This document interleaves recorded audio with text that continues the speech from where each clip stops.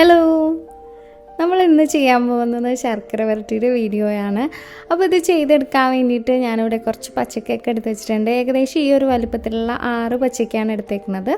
അപ്പോൾ ആദ്യം നമുക്ക് പച്ചക്കയുടെ തൊലിയൊക്കെ കളഞ്ഞിട്ട് അത് ഉടനെ തന്നെ വെള്ളത്തിലേക്ക് ഇടണം. അപ്പോൾ വെള്ളത്തിലേക്ക് ഇടുമ്പോൾ വെള്ളത്തിൽ നമുക്ക് ആവശ്യത്തിന് മഞ്ഞൾപ്പൊടിയും കൂടെ ചേർത്തിട്ട് വേണം കേട്ടോ വെള്ളത്തിലേക്ക് ഇടാൻ വേണ്ടിയിട്ട്. അല്ലാന്നുണ്ടെങ്കിൽ അതിൻ്റെ പുറം വേഗം കറുത്ത് പോകും.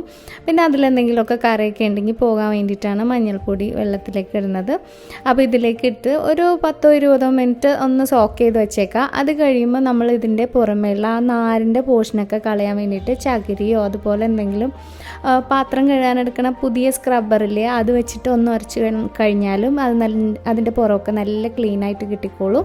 പിന്നെ നമ്മൾ ആ വെള്ളത്തിൽ നിന്ന് എടുത്തിട്ട് നല്ലോണം കഴുകി തുടച്ച് അതിലെ വെള്ളമൊക്കെ കളഞ്ഞിട്ട് ഇതുപോലെ ഒരേ തിക്നെസ്സിൽ വേണം കേട്ടോ ഇത് കട്ട് ചെയ്തെടുക്കാൻ വേണ്ടിയിട്ട്. അല്ലാന്നുണ്ടെങ്കിൽ നമ്മളുടെ ശർക്കര വരട്ടിയുടെ വേവ് പല പീസിനും പല രീതിയിലായി പോവും.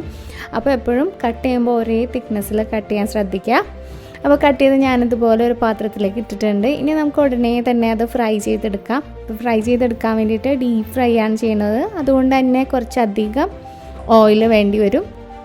അപ്പോൾ ഓയിൽ നന്നായിട്ട് ചൂടായി കഴിയുമ്പോൾ നമ്മൾക്ക് ഇത് ഒരുമിച്ചിട്ട് ഫ്രൈ ചെയ്യാം. ഞാനതിപ്പോൾ 2 പാർട്ടായിട്ടാണ് ഫ്രൈ ചെയ്തത്. ഫ്രൈ ചെയ്ത് വരുമ്പോൾ ഒന്നും കൂടി അതിൻ്റെ ആ ഒരു ഇതൊക്കെ സൈസൊക്കെ ഒന്ന് ചുരുങ്ങി കിട്ടിക്കോളും. അപ്പോൾ നന്നായിട്ട് നമ്മളത് മിക്സ് ചെയ്യുമ്പോൾ ശരിക്കും ആ ഒരു ക്രിസ്പിനെസ്സിൻ്റെ സൗണ്ട് കേൾക്കാൻ തുടങ്ങുമ്പോൾ നമുക്കതിലേക്ക് നമ്മൾ കോരണേനും കുറച്ച് മുന്നേ ആയിട്ട് ആവശ്യത്തിനുള്ള ഉപ്പ് ചേർത്ത് കൊടുക്കുക. ഉപ്പ് എങ്ങനെയാണെന്ന് വെച്ചാൽ ഉപ്പ് വെള്ളത്തിൽ കലക്കിയിട്ടാണ് നമ്മളതിലേക്ക് ചേർത്ത് കൊടുക്കുന്നത്. അപ്പോൾ ഉപ്പ് ചേർത്ത് കൊടുത്തിട്ട് എണ്ണ നന്നായിട്ട് തിളച്ച് അതിൽ ആ ഒരു ഇതൊക്കെ ആ ബബിൾസൊക്കെ ഒന്ന് മാറിക്കഴിയുമ്പോൾ നമുക്ക് ഇതിൽ നിന്ന് കോരിയെടുക്കുക. അപ്പോൾ നല്ല ക്രിസ്പി ആയിട്ട് കിട്ടിക്കോളും.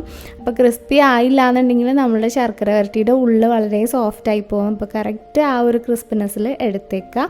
അപ്പോൾ ഇപ്പോൾ ഏകദേശം റെഡി ആയിട്ടുണ്ട്. ഇനി നമുക്കിത് എണ്ണയിൽ നിന്ന് കോരിയിട്ട് വേറൊരു പാത്രത്തിലേക്ക് മാറ്റാം. അതിനി ഫുള്ളായിട്ട് തണുത്തിട്ട് വേണം നമ്മൾക്ക് ബാക്കിയുള്ള പ്രോസസ്സൊക്കെ ചെയ്യാൻ വേണ്ടിയിട്ട്. അപ്പോൾ ഇത് തണുക്കാൻ വേണ്ടിയിട്ട് നമുക്കിവിടെ മാറ്റി വയ്ക്കാം കേട്ടോ. അപ്പോൾ ഇപ്പോൾ അതിൻ്റെ പുറമേയൊക്കെ അത്യാവശ്യം ഉപ്പൊക്കെ പിടിച്ച് ഒരുപാട് ഉപ്പൊന്നും ഇടേണ്ട, ആവശ്യത്തിനുള്ള ഉപ്പ് മാത്രം ചേർത്താൽ മതി. ഇത് നമുക്കിവിടെ മാറ്റി വയ്ക്കാം. ഇനി നമുക്കിതിൽ ശർക്കര പാനിയിലേക്ക് വേണ്ടിയിട്ട് 2 ചെറിയ പീസ് ചുക്ക് എടുത്തിട്ടുണ്ട്. ചുക്ക് ഞാൻ പൊടിക്കാൻ എളുപ്പത്തിന് ജസ്റ്റ് ഒന്ന് ചതച്ചിട്ടാണ് ചേർത്തേക്കുന്നത്. അതുപോലെ തന്നെ 1 ടീസ്പൂൺ അളവിൽ നല്ല ജീരകമാണ്. പിന്നെ ഒരു 6-7 ഏലക്ക. ഇതിപ്പോൾ ഞാൻ കുറച്ച് കൂടുതൽ ക്വാണ്ടിറ്റി ആട്ടോ പൊടിച്ചെടുക്കുന്നത്, കാരണം പൊടിയില്ല എന്നുണ്ടെങ്കിൽ ഭയങ്കര ബുദ്ധിമുട്ടായിരിക്കും.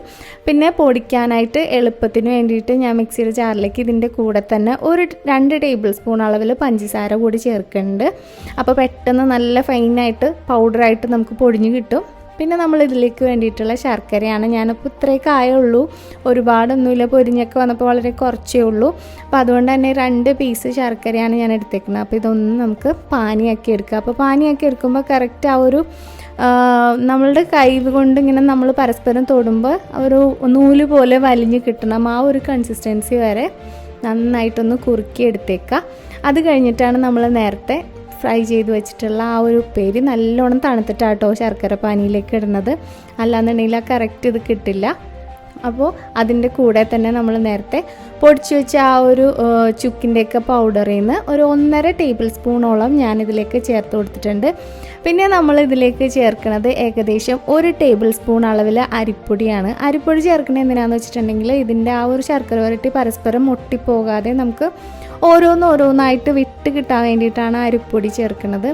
പരിപ്പൊടിയും കൂടി ചേർത്ത് കഴിഞ്ഞിട്ട് നന്നായിട്ടൊന്ന് എല്ലാവിടും ഒരേപോലെ കോട്ടാവണം വരെ നന്നായിട്ടൊന്ന് മിക്സ് ചെയ്ത് കൊടുക്കുക. എല്ലായിടത്തും ഒരുപോലെ പൗഡറൊക്കെ പിടിച്ച് കഴിയുമ്പോഴത്തേക്കും നമുക്ക് ഗ്യാസ് ഓഫ് ചെയ്യാം കേട്ടോ. ഗ്യാസ് ഓഫ് ചെയ്തിട്ട് നന്നായിട്ടൊന്ന് മിക്സ് ചെയ്ത് കൊടുത്തേക്കാം. അപ്പോൾ കറക്റ്റ് നമുക്ക് ഓരോന്നായിട്ട് വിട്ട് നല്ല അടിപൊളിയായിട്ട് കിട്ടിയിട്ടുണ്ടാവും. വളരെ ഈസിയാണ് ചെയ്തെടുക്കാൻ വേണ്ടിയിട്ട്. അപ്പോൾ ഒന്ന് ട്രൈ ചെയ്ത് നോക്കിയിട്ട് ഫീഡ്ബാക്ക് അറിയിക്കുക. വീഡിയോ ഇഷ്ടപ്പെട്ട് കഴിഞ്ഞാൽ ലൈക്ക് ചെയ്യാനും നിങ്ങളുടെ ഫ്രണ്ട്സിനും ഫാമിലി മെമ്പേഴ്സിനും ഒന്ന് ഷെയർ ചെയ്ത് കൊടുക്കാനും മറക്കരുത്. വീണ്ടും നല്ല അടിപൊളി വീഡിയോസായിട്ട് ഇനി കാണുന്നവരെ stay safe, take care, by.